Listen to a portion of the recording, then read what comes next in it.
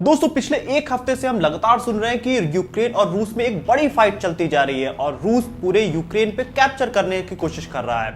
ये सबको world war 3 का अंदेशा लग रहा है और यूक्रेन की जो आम जनता है वो भी सड़क पे उतरने की कोशिश कर रही है और उनके हाथ में भी गन गवर्नमेंट ने थमा दिए हैं कि आप भी अपने देश को बचाने की कोशिश करिए। दोस्तों ये एक बहुत ही कॉम्प्लेक्स क्राइसिस है जिसको अगर हमें समझना है तो हमें इसकी हिस्ट्री में जाना पड़ेगा। इस हिस्ट्री में बहुत सारे राज छुपे हैं। आज अमेरिका यूक्रेन को सपोर्ट कर रहा है लेकिन कभी ये दोनों बहुत बड़े दुश्मन हुआ करते थे। आज यूक्रेन की कैपिटल की पे पूरी तरह से रूस कब्जा करने की कोशिश कर रहा है लेकिन कभी रूस से ज्यादा पावरफुल यूक्रेन हुआ करता था। तो इस वीडियो में हम ये सब कुछ जानने की कोशिश करेंगे और सबसे इंपॉर्टेंट क्वेश्चन कि ऐसा क्या जुनून सवार है पुतिन के ऊपर कि वो यूक्रेन को इस तरह से कब्जा करना चाहते हैं। तो आइए इस वीडियो को शुरू करते हैं और डिटेल में हम समझने की कोशिश करते हैं। हेलो दोस्तों, मेरा नाम है दीपक, आप देख रहे हैं डिजिटल और। तो दोस्तों कहानी की शुरुआत होती है 9th सेंचुरी से, जब एक स्टेट हुआ करता था केविन रूस नाम का। इसको साल 980 से 1015 तक यहाँ पे रूल करते थे व्लादिमीर नाम के एक इंसान। इनकी कैपिटल उस समय की ही थी जो कि आज की डेट में भी यूक्रेन की कैपिटल है। दोस्तों इत्तेफाक ये है कि उस समय के जो प्रिंस थे उनका नाम था व्लादिमीर और इसको हम रशियन लैंग्वेज में अगर बोले तो इसको व्लादिमीर बोलते हैं। और आज जो दोनों देशों के राष्ट्रपति हैं दोनों का नाम ही सेम है, तो ये एक बड़ा कोइंसिडेंस है। उस समय ये एक स्लेविक स्टेट हुआ करता था, यहाँ पे स्लेविक लोग रहा करते थे और धीरे धीरे समय के साथ बहुत कुछ बदला और ज्यादातर समय यूक्रेन रशिया के ही कमांड के अंदर हमेशा रहा। लेकिन दोस्तों साल 1900 के बाद दुनिया बदलती है और ये दोनों देश सोवियत रिपब्लिक के अंदर आते हैं जिसमें 15 कंट्रीज थी और उसमें जो सबसे पावरफुल कंट्री थी वो थी रशिया और वहीं जो सेकंड सबसे पावरफुल कंपनी थी वो थी यूक्रेन। यूक्रेन की अगर हम बात करें तो यहाँ पे बहुत अच्छे एग्रीकल्चर लैंड थे, इनके पास इंडस्ट्रीज बहुत अच्छी थी और इनके पास वेपन्स बहुत सारे थे, जिस वजह से यूक्रेन एक काफी शक्तिशाली देश हुआ करता था। और अगर हम कोल्ड वॉर के टाइम की बात करें तो यूक्रेन और यूएस के बीच में एक बड़ी फाइट चला करती थी। अगर हम थोड़ा फास्ट फॉरवर्ड करते हैं तो 1991 में यहाँ पे सोवियत यूनियन पूरी तरह से कोलैप्स हो चुकी थी और यूक्रेन को आजादी मिल गई और यूक्रेन एक अलग देश बन गया। उस समय इनके पास बहुत सारे हथियार आ चुके थे, जिस तरह से पहले इनके पास हथियार थे तो जब ये आजाद हुए तो इनके पास भी बहुत सारे हथियार थे। लेकिन साल 1994 में इन्होंने रशिया को अपने वो सारे वेपन्स बेच दिए। इसके बदले में रशिया ने कहा कि हम आपको हमेशा आपका इंडिपेंडेंस हम बनाए रखेंगे और आपको हम हमेशा बचाते रहेंगे। और दोनों के बीच में एक ट्रीटी साइन होती है जिसे हम बुडापेस्ट मेमोरेंडम भी कहते हैं। और अगर हम यहाँ पे फास्ट फॉरवर्ड करते हैं तो साल 2013 में विक्टर यानुकोविच यूक्रेन का प्रेसिडेंट था। इसकी अगर हम रेपुटेशन की बात करें तो ये एक करप्ट लीडर था और ये ज्यादातर रशिया के तरफ झुका हुआ था। जैसा रशिया बोला करती थी वैसा ये पर्सन डिसीजन लिया करता था। इनकी कंट्री चाहती थी कि यूरोपियन कंट्रीज से और ज्यादा अपना अलाइन बढ़ाए यूक्रेन, जिससे कि अगर कभी रशिया इनके ऊपर अटैक करता है तो इनको काफी ज्यादा सपोर्ट मिल सके। लेकिन यहाँ पे अगर हम बात करें कि 2013 में एक डील भी ट्रेड की साइन होनी थी यूरोपियन कंट्रीज से, जिसको कैंसिल करके यानुकोविच ने $15 बिलियन रुपए यहाँ पे ले लिए थे रशिया से। अब यहाँ पे कंट्री को लगा कि हम तो बहुत बुरी तरह से ठगे गए हैं और पूरे यूक्रेन के अंदर साल 2013 में एक काफी बड़ी अशांति फैल गई और पूरे यूक्रेन के लोग प्रोटेस्ट करने उतर गए थे सड़कों पे। ये यूक्रेन का सबसे बड़ा प्रोटेस्ट था और इस प्रोटेस्ट का नाम था यूरो मैदान। मतलब ये यूरोपियन कंट्रीज के साथ अपना अलाइनेशन और बढ़ाने के लिए था प्रोटेस्ट। और यहाँ पे जो मैदान था वो वर्ड ये कीव का एक मैदान था, उनकी कैपिटल में ही वहीं पे प्रोटेस्ट करना शुरू किए थे लोग, जिस वजह से ये देशव्यापी आंदोलन हो गया था पूरे यूक्रेन में। दोस्तों जब भी दुनिया में कोई बड़ा जियोपॉलिटिकल टेंशन होता है तो शेयर मार्केट में जो स्टॉक के प्राइसेस होते हैं वो अक्सर बढ़ते और घटते रहते हैं और इस समय भी आप ये चीज इंडिया और यूएस के स्टॉक में देख पा रहे होंगे। दोस्तों यूएस के स्टॉक में आप फ्रैक्शंस में भी इन्वेस्ट कर सकते हैं, मतलब आप बहुत थोड़े पैसे भी यूएस के स्टॉक्स में लगा सकते हैं। तो आज हमारे पास एक प्लेटफॉर्म है IND मनी, जिसमें आप यहां बैठ के इंडिया में ही आप यूएस के भी स्टॉक्स में आप ट्रेड कर सकते हैं। इसमें कोई ब्रोकरेज फीस नहीं होता है, कोई भी एक्स्ट्रा आपसे कमीशन नहीं लिया जाता है। आप यहां से सीधे बैठ के यूएस के बड़े बड़े स्टॉक्स में आप अर्न कर सकते हैं। तो दोस्तों आज अगर स्टॉक के प्राइसेस गिरे हुए हैं तो अगर आप आज उसमें इन्वेस्ट करेंगे तो वो कल बहुत ज्यादा हाई रिटर्न दे सकता है, क्योंकि ऐसा जियोपॉलिटिकल टेंशन रोज नहीं होता है। तो आपके पास एक बड़ा मौका है और इस वीडियो में IND मनी हमारे पार्टनर भी हैं। तो आपको आज कुछ टेस्ला के स्टॉक्स हम आज आपको फ्री में देंगे। आपको बस डिस्क्रिप्शन बॉक्स में जाना है, आपको उस लिंक से डाउनलोड करना है और आपको एक कोड यूज करना है डू टेस्ला।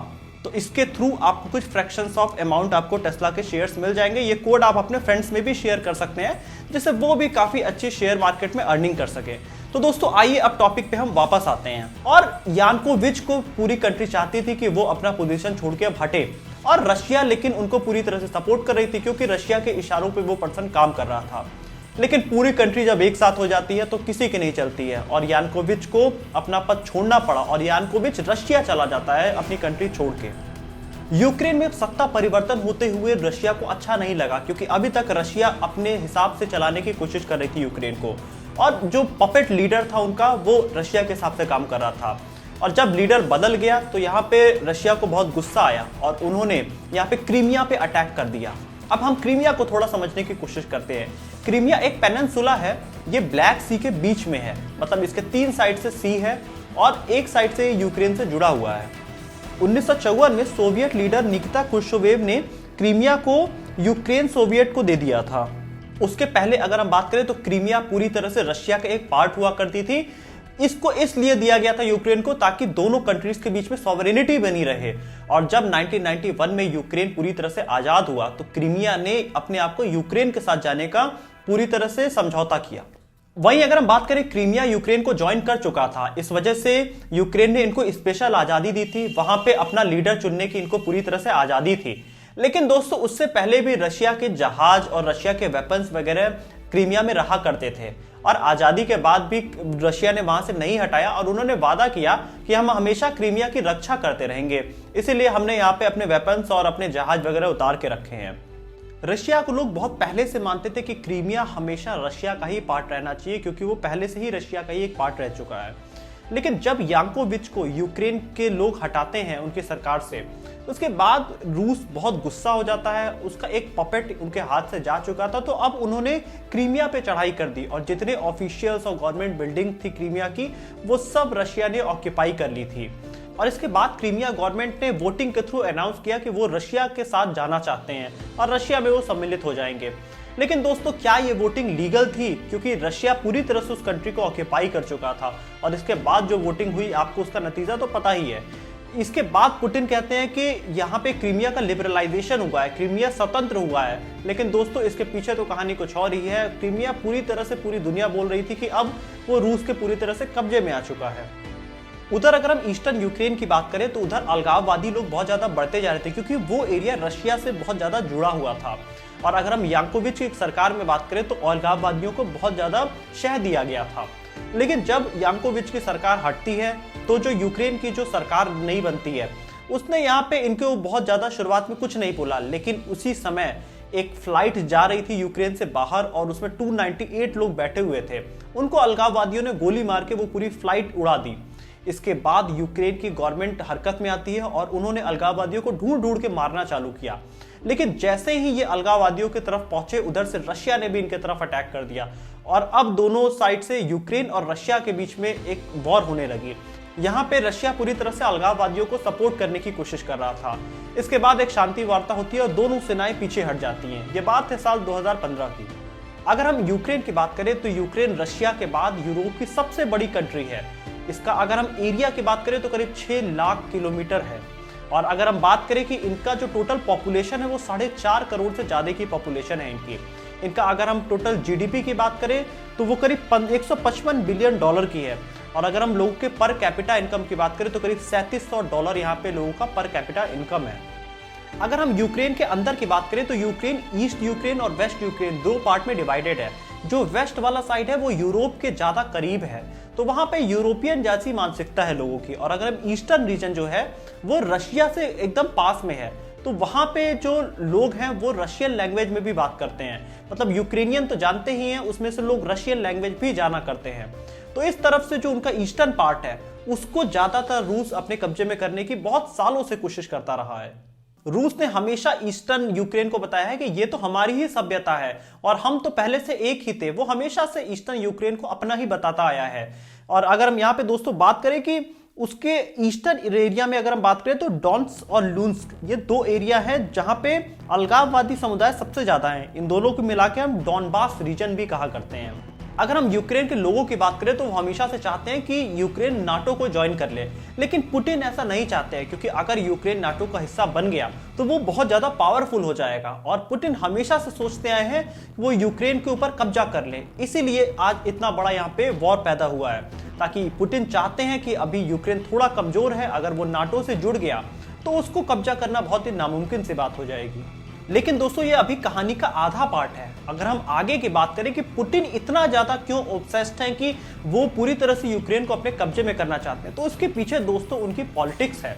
क्योंकि जब क्रीमिया को इन्होंने कॉन्क्वर किया था तो उस समय इनकी जो रेटिंग थी अपने रशिया में वो बहुत ज्यादा बढ़ गई थी। मतलब रशिया में लोग पुतिन को बहुत ज्यादा सपोर्ट करने लगे थे, बहुत ज्यादा चाहने लगे थे कि यहाँ पे जो पुतिन है वो पिछला जो रशिया का जो एरिया था वो वापस लेके आने की कोशिश कर रहे हैं। और पुतिन चाहते हैं कि वो अभी अगले 10-20 साल और राज करते रहें। इस वजह से वो यूक्रेन को भी अपने साथ लेना चाहते हैं और वो सबसे शक्तिशाली यहाँ पे नेता बन जाएंगे अगर वो इस तरह की कुछ हरकतें करने में कामयाब रहते हैं। तो दोस्तों यहाँ पे रशिया का ऐसा मानना है कि यूक्रेन पहले भी रशिया का ही पार्ट रहा है। और अगर हम देखें पूरे इतिहास में तो साल 1600 ईस्वी में कहीं यूक्रेन थोड़ा टाइम के लिए अलग हुआ था और उसके बाद वो करीब 1991 के बाद यूक्रेन अलग हुआ रशिया से। लेकिन दोस्तों इसका ये मतलब नहीं है कि आप हमेशा उस पर कब्जा करते रहेंगे। लेकिन दोस्तों आप ऐसा जरूर सोच रहे होंगे कि 6 में से 1 आदमी रशिया के ट्रेडिशन को फॉलो करता है यूक्रेन में, हर 3 में से 1 आदमी रशिया बोलता है, तो ये मतलब पहले रूस का ही पार्ट रहा होगा। लेकिन दोस्तों इसके पीछे एक बड़ी कॉन्स्पिरेसी है। साल 1700 में यहाँ पे अगर हम बात करें तो कैथरीन द ग्रेट नाम के इनके एक लीडर थे। उन्होंने जब यूक्रेन पे कब्जा किया तब उन्होंने लोगों की सभ्यता को पूरी तरह से यूक्रेन के बदलना चालू किया। वो स्कूल्स में जाके यूक्रेन लैंग्वेज को बैन करना उन्होंने चालू किया सन 1800 में। और उसके बाद वो पूरी तरह से रशियन लैंग्वेज लोगों को पढ़ाने लगे और जितने भी लोग यूक्रेन के थे उनको वो रशियन ट्रेडिशन सिखाना चालू कर दिए थे। वो चाहते थे कि लोगों की सोच में रशिया आ जाए। दोस्तों अगर मैं आपको बताऊं कि जब ब्रिटेन के लोग भारत में आए थे तो वो भारतीयों के सोच में भी वो इसी तरह से परिवर्तन करना चाहते थे, क्योंकि कोई भी देश जब दूसरे देश पे कब्जा करता है तो वो पहले उनकी सोच को मारने की कोशिश करता है, क्योंकि लोग अगर अपने सोच से ही उनके हो गए तब तो उनको लड़ने की कोई जरूरत ही नहीं है। तो यही रशिया भी कर रहा था, यही ब्रिटेन भी भारत में आके कर रहा था। तो ये तो हर कोई कंट्री में जब कोई दूसरा देश आता है तो वो कोशिश जरूर करता है। और अगर हम वही ईस्टर्न यूक्रेन की बात करें तो रशिया ने लोगों को प्लांट किया वहां की वो अलगाववादियों की तरह, वो देश में कुछ इस तरह का माहौल पैदा करे कि पूरा देश टूट जाए। और उसी की वजह से आज यूक्रेन में पूरी तरह से रशिया कब्जा कर रही है। लेकिन दोस्तों आज भी यूक्रेन के लोग पूरी तरह से लड़ने को तैयार हैं, उनके हाथ में वेपन्स हैं। वो चाहते हैं कि उनके ऊपर कोई कब्जा न करे, हर आदमी स्वतंत्र जीना चाहता है। लेकिन पुतिन चाहते हैं कि रूस के कब्जे में ही यूक्रेन रहे। दोस्तों अगर हम एक डेटा के अकॉर्डिंग बात करें तो 70% से ज्यादा यूक्रेन के लोग चाहते हैं कि यूक्रेन नाटो का एक सदस्य बन जाए और यहाँ पे रशिया का कोई कब्जा न रहे। लेकिन दोस्तों स्टोरी खत्म करने से पहले हमें स्टोरी के हीरो के बारे में जरूर बात करना चाहिए। दोस्तों जिस तरह से मैंने पिछले कुछ दिनों में देखा है कि कोई भी कंट्री यूक्रेन का साथ नहीं दे रही है और रशिया पूरी तरह से उनके ऊपर कब्जा कर रहा है, लेकिन वहां पे एक आदमी डट के खड़ा है जो कि उनका है प्रेसिडेंट। यूक्रेन के प्रेसिडेंट वोलोदिमीर ज़ेलेंस्की यहाँ पे 2019 में चुन के आए थे और उनको 73% यूक्रेन के लोगों ने वोट किया था। ये मैसिव विक्ट्री थी दोस्तों इनकी, क्योंकि ज़ेलेंस्की हमेशा से रूस के खिलाफ रहे हैं और वो यूक्रेन को चाहते हैं कि वो यूरोपियन यूनियन का एक सदस्य बने। यूरोपियन यूनियन से अगर सदस्य बनेगा तो यूक्रेन मजबूत होगा, वो रशिया के कब्जे में नहीं रहेगा। इसीलिए वहां के लोग उन्हें जिता के ले आए थे। तो इस पूरे स्टोरी से आप ये समझ सकते हैं कि ज्यादातर यूक्रेन के लोग चाहते हैं कि वो बिल्कुल स्वतंत्र जिए, वो रशिया के अंडर में न रहें। इन सारे डेटा से प्रूव होता है। लेकिन यहाँ पे पुतिन क्यों चाहते हैं? क्योंकि जो ईस्टर्न पार्ट है वहां पे कोल अवेलेबल है, वहां पे मिनरल्स अवेलेबल है। तो यहाँ पे पुतिन उसको पूरी तरह से कब्जे में लेके अपनी पुरानी मानसिकता से यहाँ पे पुतिन चल रहे हैं। पुतिन चाहते हैं कि अगर यूक्रेन इनके कब्जे में आ गया तो वो जो पुरानी विरासत में जैसे राजा निकला करते थे एक पूरी विजय यात्रा की तरह, उस तरह से पुतिन बनाना चाहते हैं। लेकिन दोस्तों ये 21वीं सदी है। आज के डेट में आप फ्रेंडली ट्रेड करिए, क्योंकि जो दुनिया में जितने ट्रेड्स होते हैं वो फ्रेंडली बेसिस पे होते हैं। आज लड़ाई का जमाना नहीं है, आज बेटर ट्रेड का जमाना है। बट दुनिया में ज्यादातर जो अमीर देश हैं वो आज भी पुरानी मानसिकता में जी रहे हैं, जिसका अगर आप परफेक्ट एग्जांपल देखना चाहें तो आप व्लादिमीर पुतिन को देखेंगे। तो दोस्तों आप कमेंट ऑप्शन में लिख के बताइए कि ये वीडियो आपको कैसी लगी, और अगर वीडियो अच्छी लगी तो वीडियो को लाइक करिएगा, चैनल को सब्सक्राइब करिएगा और बेल आइकन भी प्रेस करिएगा। और हाँ, आप डिस्क्रिप्शन बॉक्स से लिंक पे क्लिक करके फ्री टेस्ला के शेयर लेना मत भूलिएगा।